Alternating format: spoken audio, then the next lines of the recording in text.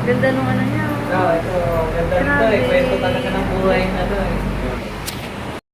Ganda yung mga tipong may maliit ang oras.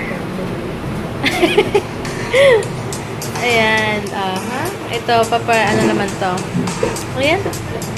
Retouch niya, yung nautical star niya. Tignan yung gamit nila guys, so talagang world famous tattoo ink. Sobrang 2,000 to 4,000 daw yan per piece. So ayan, parang ito, ay asa na yun? Para ito maganda. Hindi sa plain yun eh. Ano yung kulay? Ito gel, ayaw mo? Kaya gusto ko ikaw mag-pick ng color. Ano ba yung Ako talaga namili eh. Ikaw muna sa kanila kuya. Teka muna. Ulit yung Nahiya. Huli namin pagkatapos. Magkakaroon pala sila ng t-shirt soon guys. Ipopost ko if ever na gusto niyang bumili. Hintayin niya lang. Grayscale. Grace, kasi may story. May story yun. Ikukwenta namin soon sa inyo kung paano nabuo yung grayscale, anong meaning niyan. So, para pag bumili ka ng t-shirt, alam niyo na rin. There's more to just the name ng grayscale. Yes. Madaming hugot. parang may grayscale. Gumagawa ko kayo ng color. Oo nga yun. Puro gray lang. Ayan, papalitan na yung color. Asa na yung color niya? Ayun pala. Hindi ko alam pare. Alin? Turquoise green ba? Gusto mo, tawagin na natin siya Heinz Green. Heinz green. Ayan. Kasi Excited na ako. yung label pare, label lang yan ng label. Mas matagal Mas, huwag lang sobra. Huwag lang Sakto sobrang lang. lalim kasi magkikilay na.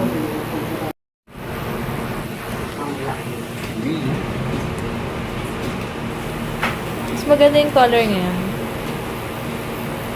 Alas naman. Pinapipili mo ako ngayon kung asawa o tropa? Asawa mo! Pwede kayong hihingi sa dyan? Anong dyan? Pili ka. Super buhay. Ang bilis Ayos ba? Instant, parang instant tattoo lang May mahirap na nga lang siya patika rin talaga kasi may nakapatang eh. Pero sana yan na yun. Ganda. Super. Picture kita. Ayan, grabe. Uwi muna kami kasi para kaming may sakit. Para kaming synergy naman dito sa na to. Wait lang. Ayan, natawa ako sa may nag-comment kasi na parang tinignan daw niya yung dating videos namin, nag-live-in daw kami ni Heinz. Never kami ewan ko live-in ba tawag doon, pero hindi kami nag-live-in kasi nag-overnight kami kila mama, pero hindi kami nagsama ng parang mag-asawa na talaga kami before. Ewan ko kung live-in ba tawag doon, hindi ko sure eh. That's bullcrap. Hindi ko alam kung live-in tawag doon, pero oo, nag-overnight kami kila mama, pero yung nagsama kasi kami talaga, mag-asawa na kami. Yes. Yun. Kasi sa feeling ko, ang live-in kasi, yun yung di pa kayo kasal, nagsama na sa isang bahay, para iisa na rin kayo, tas yun, pero di kayo kasal. Parang gano'n. Hindi feeling yun. Yun yung talagang live-in. Oo, yun. Hindi Pero yung feeling. wala naman, siyempre, kaya sabi ko nga, di ba kagabi kanya-kanyang opinion, so, di namin masisisi kung may natamaan or kung ano, pero wala kami baka kasi, Diba? baka lang yun, baka iba lang yung pagkakaintindi niya, akala siguro nag-live-in kami dahil sa mga videos siguro namin before na nakilamama kami, pero tsaka hindi rin naman papayag din syempre yung magulang ni Heinz na mag-live-in din. I don't think papayag din dahil syempre sabihan nila si Heinz na kung gusto mo talagang magsama kayo, magpakasal kayo, kasi ganun din sila syempre. I mean, gusto rin nila syempre na ganun, pero syempre kanya-kanyang yung pananaw sa buhay, pero again, opinion lang namin sa movie yun, and syempre kaya rin namin sinabi, alam ko hindi ko alam mag-explain, pero para clear, kaya rin namin sinabi yun, para yung mga kabataan din na, Guide. oo, mag-guide din sila. Syempre, ayaw kung gusto rin namin kahit paano makatulong, hindi rin naman kami perfect, pero sinashare lang namin kung ano yung tama, pero wala kaming gustong anuhin yun, alam mo yun, pero di rin naman namin hawak yung pag-iisip nyo, kanya-kanya tayong opinion, kahit ako pwede akong magbigay ng opinion, so yun, respect na lang din yung mga opinion ng ibang Grayscale tao. lang. May perspective kami, may perspective kayo. Oo, kanya-kanyang perspective lang yan sa life. So, alam niyo naman kung tama. Tsaka huwag natin masyadong stressin yung buhay natin sa mga opinion ng ibang tao. Kasi, Tama. Wala eh. Kanya-kanya naman tayo opinion. Di naman kami nagpapaka-perfect dito. Tsaka di namin kailangan masyadong magpakabait or kailangan sobrang ganda lagi ng sinasabi namin para magustuhan nyo kami. Yeah. Siyempre, life din namin to. Gusto namin i-share kung ano yung mga gusto namin sabihin. Sinasabi namin kasi wala kaming kailangan itago. Alam nyo, manood kayo or hindi. That's right. Wala kaming, hindi man sa walang We don't pakialam. live for you. Yeah, pero hindi sa wala kaming pakialam. Pero, alam niyo yun, gusto rin namin i-voice out and alam naman namin, tama, hindi kami nagpapaka-perfect. Pero We kung don't ano live naman, for you, you know? hindi naman, alam niyo yun, hindi naman din namin kailangan lahat i-please. Kung ano lang kami guys, yun lang kami, hindi namin kailangan magpakabait or angel and dito para lang magustuhan nyo kami. Kaya kung ano sinasabi namin, opinion namin, yun yung opinion namin. So, yun lang. And then, pahinga muna sa bahay. No? Kasi ang gara naman mag-mall kami ng ganito para kaming naanuhan ng ewan ko ba. Anyway, No boxing for today, eh? Oo nga, no boxing Bawal muna. For ilang Tama days. nga naman, okay lang daw pawisan, which is good kasi salt yun. Pero, yun nga, kasi pag excessive sweating ka na, mag-accumulate ng ano yun. Tsaka mag-fade din, no? Mag-accumulate ng Something. bacteria, ng Oo. germs. So, ayan. Ayan, bahay muna kami guys kasi nakaantok din aga naming nagising. Oras na natulog kagabi? 1:30? 1:30 na or 2 kasi nagkwentuhan pa kami kagabi. Pinagkwentuhan sa mga nangyari sa life. So, ayan, 2 hours pa daw to. So, edit muna kami. Ayan, ang sarap nung ano nila. Coffee, coffee bread. Coffee loaf. Ayan. SM na kami. Nainis ako, nabasag yung tart ko. Yung tart na blush on, nahulog kasi na kanina. So, ewan ko paano kung tama ba yung ginawa ko para mabuo yung blush on ulit. Hindi ko alam. nabuo ulit eh. Ay naku, tigilan mo ko. Parang ninold nyo ulit guys. Yun ko ng alcohol tapos inayos ko siya. Pero tama yun.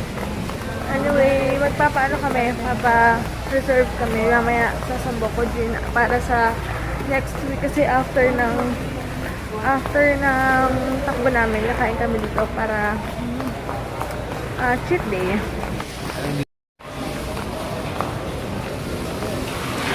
Lakas ng ulan pala kami. nila nagbabaha dito. Ayan, tatanong ko kung pwede rin ako magpa-facial since nagbabalat yung face ko. Tapos na bala akong kumain. Ito na lang kainin ko. Nagpabili ako ng buko, ha? Avocado shake. Then, kakatapos lang namin kumain. Ngayon, magpapa-facial si Heinz. Ako yan, hindi pa ako pwede kasi medyo nagbabalat-balat pa yung face ko. Magpapa-real gentleman facial siya. Real gentleman? Ano ba nakalagay? Di ba ako gentleman? Hindi. Nakalagay doon Kailangan eh. ko magpa-face magpa-real gentleman. Nakalagay doon yung, iba yung classic. Yung classic facial nila nasa 300 plus. Yung real gentleman facial nila, 620 tayo. Ayan, sa kung interesado kayo pa-facial ng asawa nyo, at least may idea na kayo sa real gentleman facial ng flawless. Ayan, bibili kami ha? Oo, bibili kami ng ilaw. Sana may sale. Ito. Ilang watts po? Ilang watts to? 7. Ilan ba yung sa bahay natin? Sa Yung 10, magkano? 10. 280. Magle-less pa ng 10%. So, akari na lang. Yung isa daw, 10 watts. Magkano? 150. Ito, 240. Yung isa mo? Kahit ano? Yan na yung pinaka-affordable, no? Ayan, ito daw 3 years. Yung kasi, Firefly, 10 years daw or something yata. Wala pa isang taon. Wala pang 2 years, sira na. Within 3 years. Ito. Sige. Picture na lang daw yung Okay.